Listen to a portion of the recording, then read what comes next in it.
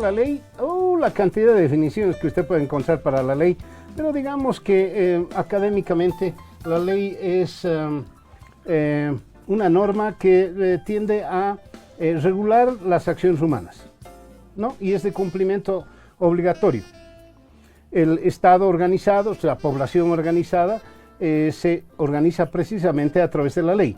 Pero usted puede encontrar mil definiciones de lo que es la ley. Recuerdo un concepto marxista sobre la ley que decía: la ley es la imposición de la clase dominante sobre los demás. Bastante marxista el tema, etcétera, etcétera. Hemos comenzado este café de la mañana hablando del cumplimiento de la ley. Y el ministro de Gobierno no quiere cumplir la ley.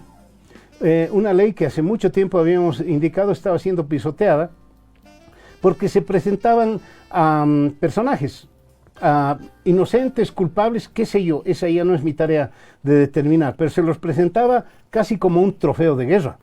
El ministro de Gobierno de Justicia, Iván Lima, ha dicho eso es ilegal, y el ministro de Gobierno le ha sacado la lengua y le ha dicho yo voy a seguir haciéndolo. Vamos a hablar con el abogado constitucionalista Israel Quino, a quien le doy los muy buenos días. Israel, ¿cómo le va? Don Mario, muy buen día, agradecido por la comunicación, honrado de participar en el café de la mañana. Un cordial saludo a la audiencia de Fides en todo el país. Bien, ¿usted tiene otro concepto de la ley? Por ahí más académico, no sé, ¿existe un concepto que usted cumpla a rajatabla de lo que es la ley? Lo acaba de señalar usted, don Mario, ese convencionalismo respecto a esa norma de carácter obligatorio. Esa es una característica de la ley, la obligatoriedad, ¿no? Que regula el comportamiento del ser humano en sociedad. Esas características, por supuesto, están desglosadas, convencionalmente aceptadas respecto de lo que se puede determinar por ley, que además es una fuente del derecho. Ahora usted acaba de mencionar una palabra que parece muy larga: obligatoriedad. Significa que estamos obligados a cumplir la ley, y aquí hay una simbiosis muy clara entre el derecho y, digamos, la gramática. ¿Quién cumple la ley? Yo, tú, él, nosotros, vosotros, ellos. No sé, todos estamos obligados a cumplir la ley, doctor Quino. Así es, don Mario, ¿no? Es de pronto inconcebible que una autoridad de ese rango jerárquico esté pues manifestando que a título de compromiso y transparencia, ¿no? Que no son principios del procedimiento penal, mucho menos constitucionales, ¿no? Va a continuar exhibiendo a aprehendidos por distintos hechos criminales. Esto va más allá, don Mario, que una simple un anuncio del desobedecimiento de la ley, porque eso, por el simple hecho de decir que no cumple la ley, ya por algún lado podría promover inclusive algún tipo de acción en la vía ordinaria. Sin embargo, no tiene que ver con lo que en dogmática penal ya hace varios años se está hablando sobre el populismo punitivo. Y esto es el reflejo de la ausencia de una política criminal en un Estado que no responde respecto a la administración judicial efectiva. Entonces, ¿qué hace? Genera, ¿no? Exhibe, ¿no? Hechos criminales como si fueran producto de un trabajo pertinente, ¿no? De respuesta a la sociedad respecto a la atención de hechos de investigación criminal, cuando la situación es contraria, ¿no? Es decir, por exponer, por exhibir algo que es, por supuesto, ilegal, es inconstitucional porque atenta a los derechos humanos a personas aprehendidas, ¿no? Se intenta mitigar, ¿no? Una justicia que está totalmente pues en un estado vegetal, podríamos decir, ¿no? Cuyo corresponsable de este estado lamentable de la justicia es el poder político, porque no tiene la confianza, no le otorga seguridad al pueblo para garantizarle un acceso pronto y oportuno, como manda la Constitución de la Justicia, cuando ha generado influencias políticas que han defenestrado el rol imparcial e independiente que debería tener un operador de justicia en Bolivia. Está bien, doctor Quino. Yo me pongo en los zapatos de alguien que haya sufrido el asesinato de un pariente, de alguien que O me pongo en los zapatos, sí, para hacerlo muy concreto. Hay un señor, un psicópata en el Alto que asesinó a varias personas, entró a la cárcel, salió de la cárcel, volvió haciendo de las suyas, lo presentaron, etcétera, etcétera. Ahora bien, mucha gente dirá, ¿qué pasa? Pues seguramente el Espinosa tiene algo que ocultar. Pero mucha gente reacciona mal cuando se trata de defender los derechos incluso de las personas culpables o sospechosas.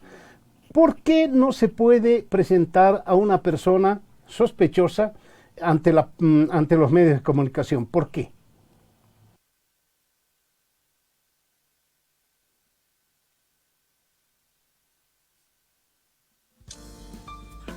Ah,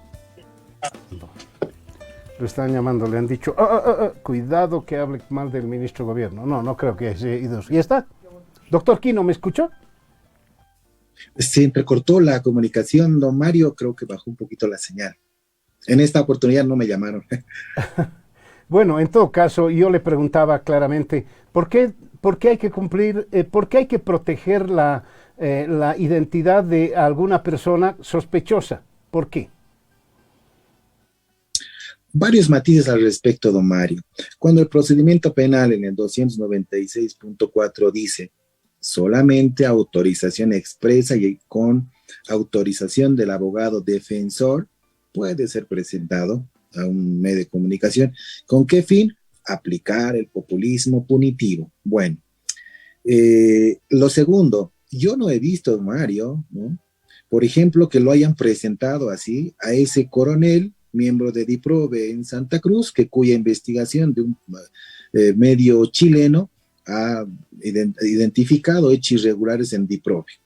No he visto que la hayan presentado a la subteniente, exsecretaria del comandante general de la policía, involucrada en un atraco en Santa Cruz. No he visto que los hayan presentado a otro subteniente que ha victimado a su tío en Cochabamba, ¿no? Efectivos policiales, ¿no? Oficiales. No los presentan, claro, pero cuando hay que aplicar el populismo punitivo, le meten más y cada lunes, inclusive con conferencias de prensa. Ahora, a quienes por lo general no se los exhibe, esto ya por un tema de estrategia en la investigación criminal a los involucrados en delitos de narcotráfico, principalmente. ¿Por qué razón? Porque podría todavía generar mayores involucrados al respecto en organizaciones criminales. Por un lado, en lo que podría considerarse algún tipo de permisibilidad, ¿no? Justificada, escrita, autorizada. De otro lado, la persona que es detenida preventiva, así sea un autor confeso en el momento de la aprehensión, don Mario, tiene todavía que seguir, y eso dice la Constitución en el 116, debido proceso, un juicio justo. Así admita su culpabilidad, tiene que ir delante de un juez y pues declarar esa culpabilidad y hacerse sentenciar.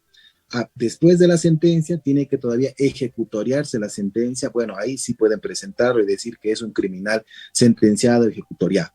Y luego, se dispondrá su remisión a un centro penitenciario. Pero en ese tiempo, en ese momento, esa persona, ese ciudadano o ciudadana, pues tiene otros derechos. El único derecho que se le restringe a un privado de libertad es la libertad de locomoción. No se le puede atentar el derecho a la imagen, el derecho a la honra, a la reputación. ¿Cuántas veces, y no es la primera vez, don Mario, en las que han presentado a supuestos involucrados, a supuestos autores, y luego han tenido que disculparse en Santa Cruz? Yo recuerdo un caso, ¿no? Han presentado a un ciudadano brasilero, ¿no? Como si fuera el autor de un asesinato que tuvo que ver en el parque urbano.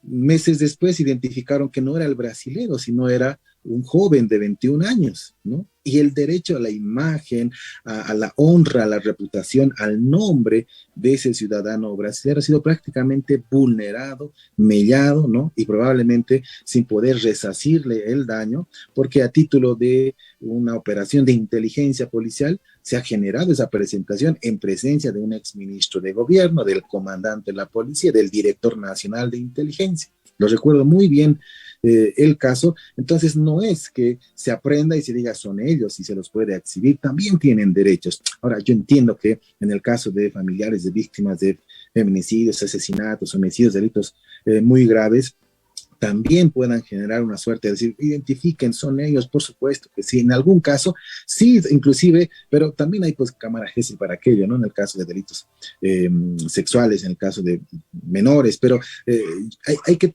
generar una diferencia en esta dinámica, pero ningún servidor público puede decir que va a incumplir la ley. Esto es, por supuesto, reprochable y para quienes tenemos formación jurídica, ¿no? Respecto también los derechos humanos, esto es inconcebible. Doctor, acabo de aprender una frase suya. Claro, ustedes los abogados utilizan mucho cierta terminología que es muy impactante, el populismo punitivo. Origen, me imagino, el origen de esto es en la exigencia que tiene un sector de la población en que se cumpla, en que se dé un escarmiento a todos. Es decir, una suerte de exorcismo del espíritu donde dicen, caramba, este tipo ha matado a su madre y yo solamente la pegaba. Y entonces al linchar al tipo que mató a su madre, se está exorcizando en los demonios. Eso suele ocurrir en la ley. Deme un minutito nada más, doctor Quino, debo ir a un corte y luego del corte le voy a preguntar sobre esto, pero también algo que es muy importante y que tienen que saber los medios de comunicación. Los medios estamos violando también los códigos de ética al presentar como si fuéramos ovejitas lo que el ministro dice. La ley nos impide hacer esa presentación. Le pregunto luego de los mensajes.